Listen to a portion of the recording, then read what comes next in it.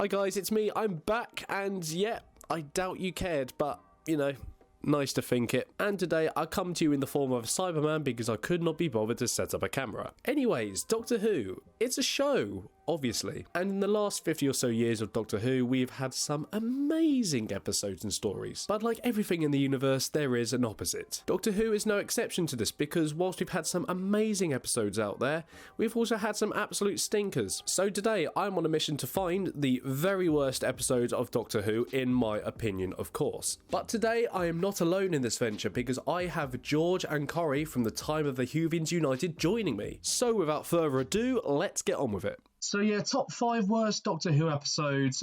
For those of you who have seen my review of, well, I'm going to name it now. Resolution is my number 5. That is not what I'd expect. I didn't expect that, to be honest with you. A lot of people who don't even like the Chibnall era would say that's a decent Dalek story. Yeah, okay, Chibnall did write about the Daleks in the end in Revolution of the Daleks, but I just think Resolution is so crap, and I don't think it's necessarily the Dalek element, but I think most of it is because the Doctor is so unlikable, like more than usual. I think that's one big driving factor behind it, and the Dalek itself, like it's powerful, and I like the whole single Dalek aspect of it, but it's just things like, you know, it got beaten up by some men with swords and shit like that. It gets really easily defeated at the end, and you got this whole Resolution thing with Orion and his dad's weaved into it as well. Just watch my video on it and you can understand why. Yeah, advertising. There's only 2 factors I like about the episode. One is Ryan and his dad's relationship, especially because I didn't like Ryan. I still don't even like Ryan, but I thought in that one episode he was really good in it. And the second thing I thought was really good, that's very, very specific, was the trailer music. I love the trailer music. I know that doesn't mean anything to the episode, but I love the trailer music. That's about it. I don't even remember the trailer. Was there a trailer? In my opinion, this is the best Dalek story since Journey, Still on Earth, Journey's End. Like, the Moffat era Dalek stories do not hit.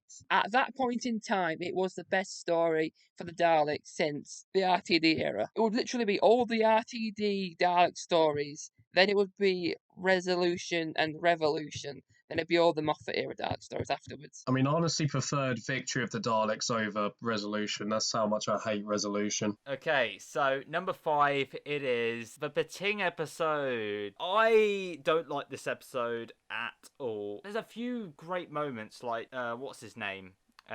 Doctor Dude. The one that gets killed off too early and he was the best character. Yeah, that guy. He's good in Derek. He's great in Derek. Oh yeah, he's good in Uncle as well, if you've ever seen that. He's a good actor. He's a really good actor. He is, and that's why I thought it was really believable when obviously the Doctor's sort of like, yeah, you're right, I'm in the wrong. But when they set up the Pating to be this biggest threat, and then, you know, this little cute creature, and they're just afraid of it. They should have done, oh, look at this thing, and then boom, the Pating actually does something. Like, don't judge a book by its cover, but they didn't do that. They tried to make it all serious, didn't they? Like, oh, look at this thing. And it's like, yeah, I am looking at this thing.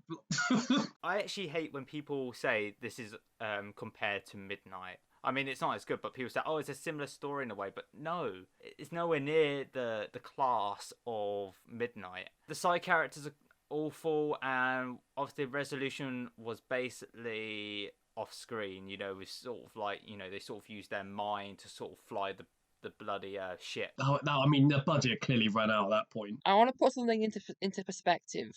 Where did the man give birth from? Because I really, really hope he had a cesarean, because if he didn't, where did he give birth from? I mean, we can only assume his penis.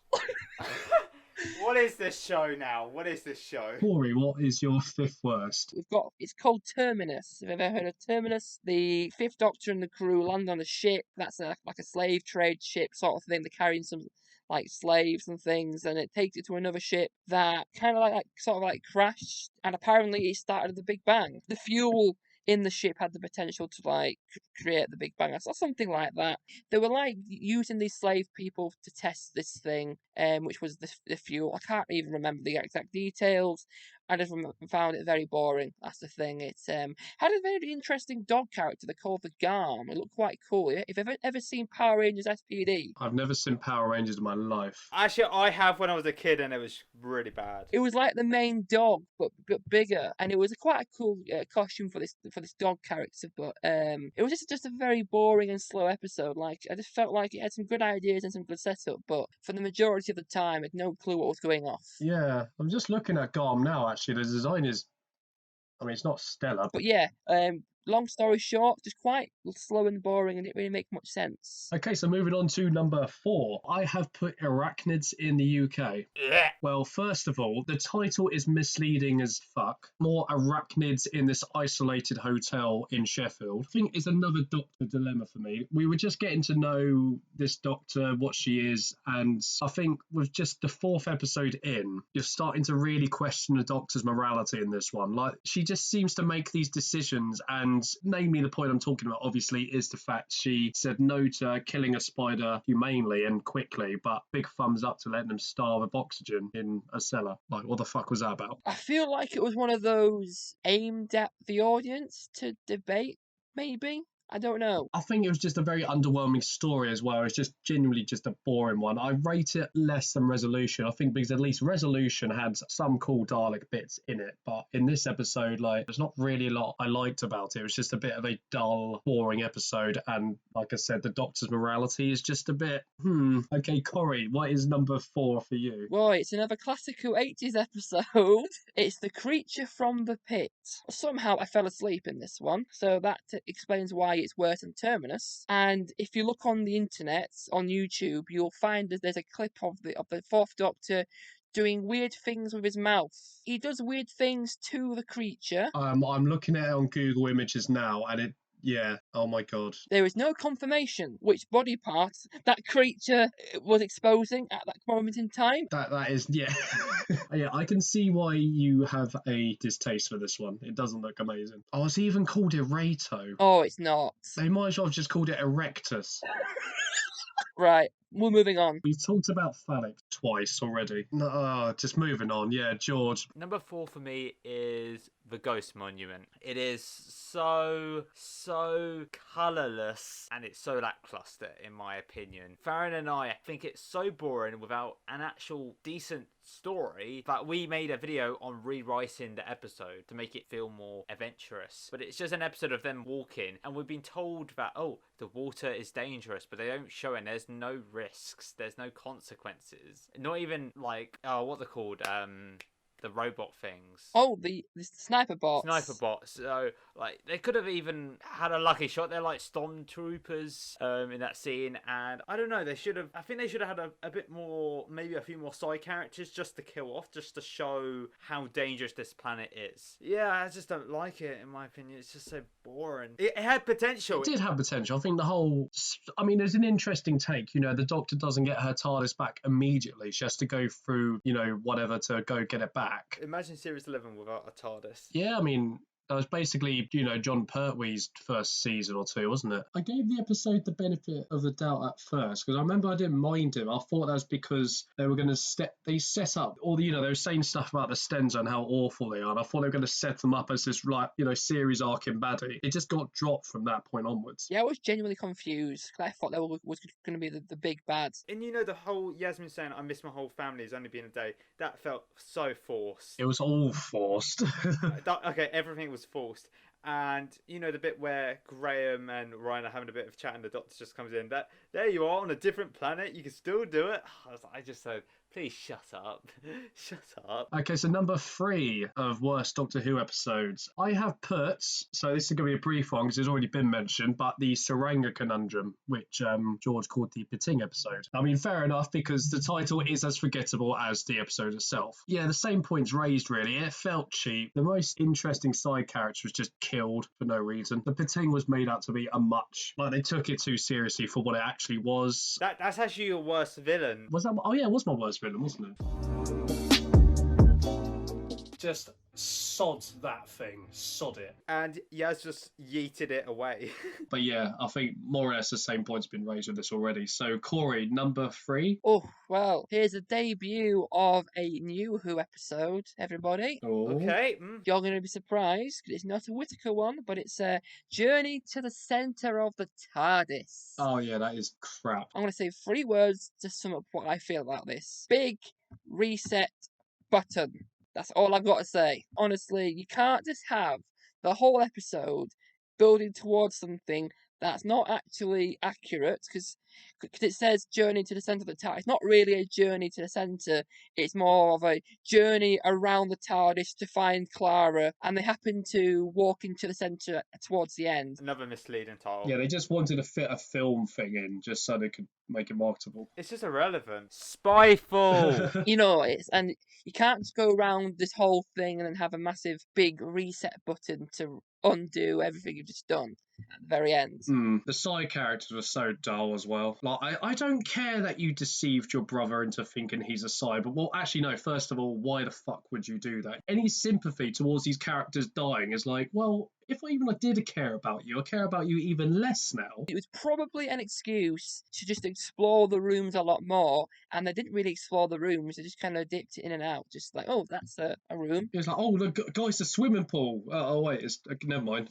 Yeah, George? Number 3 is Witchfinders, another Chibnall episode. Best part of it is King James. No, what's his name? King James? The performance is absolutely fantastic, but the whole of Modern Who, especially like the RTD era, they made a big deal about wearing this certain time period clothes, but they're just wearing present day clothes, and nobody commented on it. I think in other episodes when they didn't change the clothes that much, they kind of got away with it, which is fine. But here, she's wearing a massive light blue grey coat with a rainbow on the front. You are right. How can they not pick up on that? And plus, I said this in the villain video we did, Sam, that the I don't even know the name. The Morax. Morax.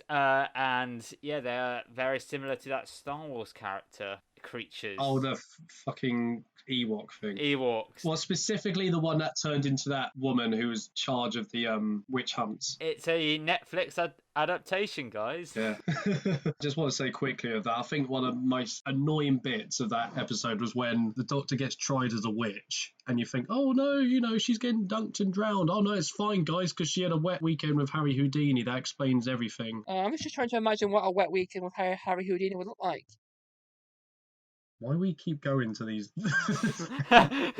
these deep conversations? Okay, so moving on to number 2, I have put Praxios. It's just, I mean, like we said in the villains video, Suki is just, because I completely forgot about her until you mentioned it. She's terrible. Yeah, she's awful. I mean, and I hate how it's, again, that case of, oh, they're human, but they're alien, just laziness or lack of budget or whatever. And I think it had started out okay. It had some interesting ideas. I liked how it was sort of dotting about between different countries. And I think the Praxios virus itself was actually a bit sinister, but I can't remember what point, because I've not bothered rewatching any of these because I don't want to put that trauma on myself. But I think it just got to a certain point where it just went all downhill. I'm probably going to guess once they get onto the actual ship, maybe? Oh, no. It'll be when they reveal that Suki was the villain all along. How? When? Why? We just want a plot twist, but without having the building bricks. Exactly. I think also with it is, how did that cop know how to fly a fucking spaceship? Because Chibnall said so. Right.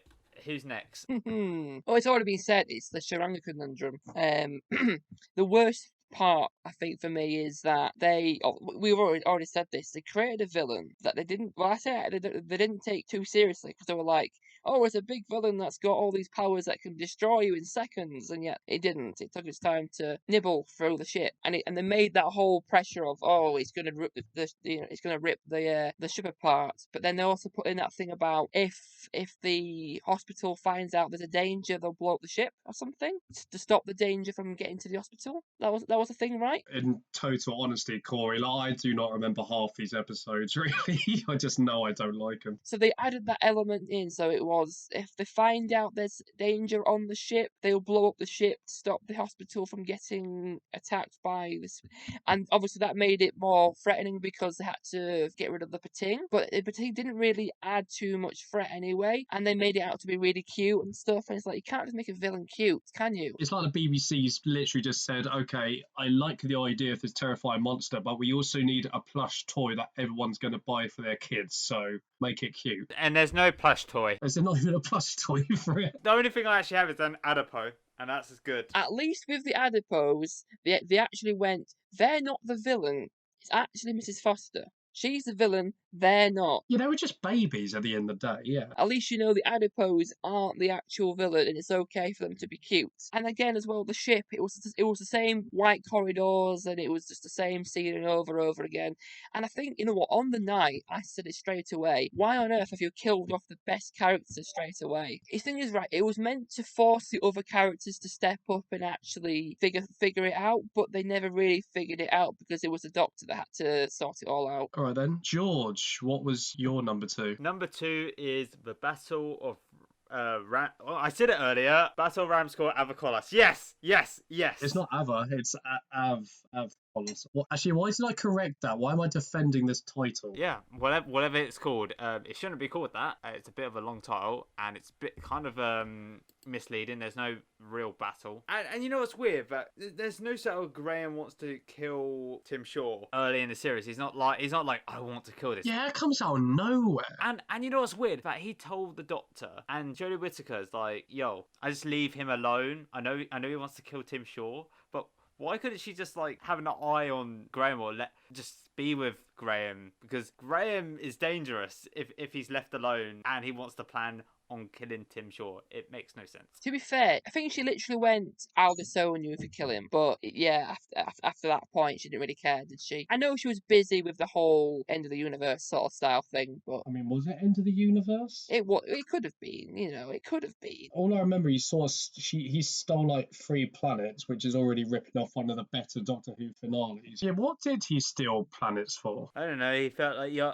He just felt like he wanted to destroy Earth because the Doctor disowned him or something. So shall we move on to number 1? Okay, so my number 1 is probably not going to be a surprise, and I'm sure, well, in fact, I'm pretty sure it is. We might have the same. Yeah, probably. It's basically probably the most hated amongst the community as well. Orphan 55. Same. Orphan 55. It's terrible. Yeah, it's I just don't like it. It's so bad. Why is there no setup before we actually get to the inciting incident? Like set up the whole impossible planning, all that. They set up all these characters, the side characters, and I love the side characters in that. But in this whole, even Midnight as well, this whole resort was 17 seconds. And it doesn't even look like a nice resort. It looks like a 2-star hotel in Spain. I just remember this shot though when they're running past Graham, who's sitting on a deck chair, still in his vest, so it can't obviously be that warm, just sitting there drinking a cocktail or something on this bland concrete slab, not even like a beach or a bit of water or a palm tree. It's just, that's how little of a fuck they gave to establish this place as like a holiday villa or whatever. I've obviously not got that on my list, so you'd be wondering why on earth have I not?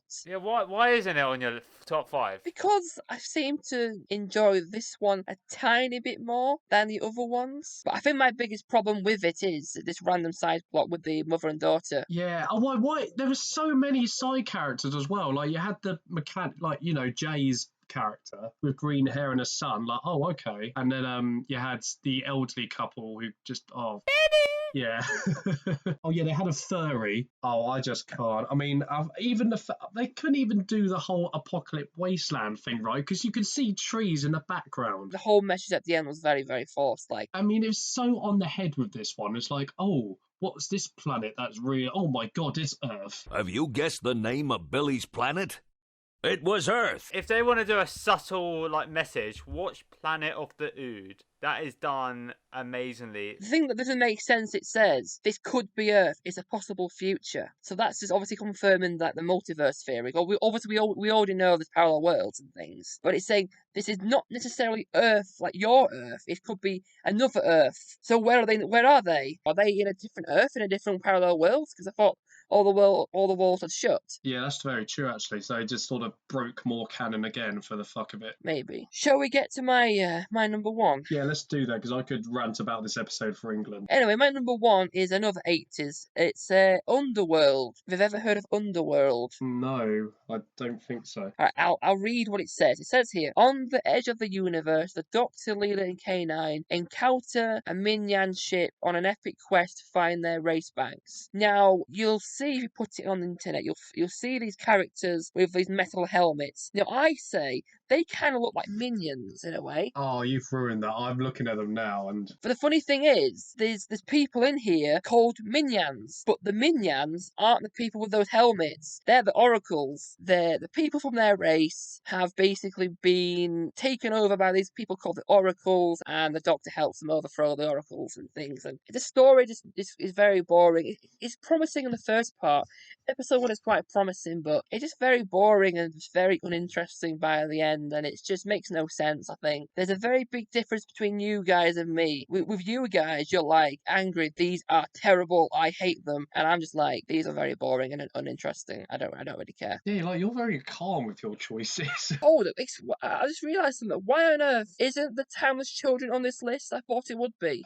Because I try to rate these episodes without any sort of contributions to like overarching series. Yeah. Okay then. I think we're done then. I don't even know how to end this. Goodbye, guys. Subscribe to Time of the Who's United, the best YouTube channel. Yeah, and subscribe to Sam's channel. Yeah, and I'm the best member. Bye. I'm just going to ignore he said that and just say goodbye to you all. Have a good day, week, weekend, year, whatever it may be. This video will come out next year. Yeah, probably. We'll see.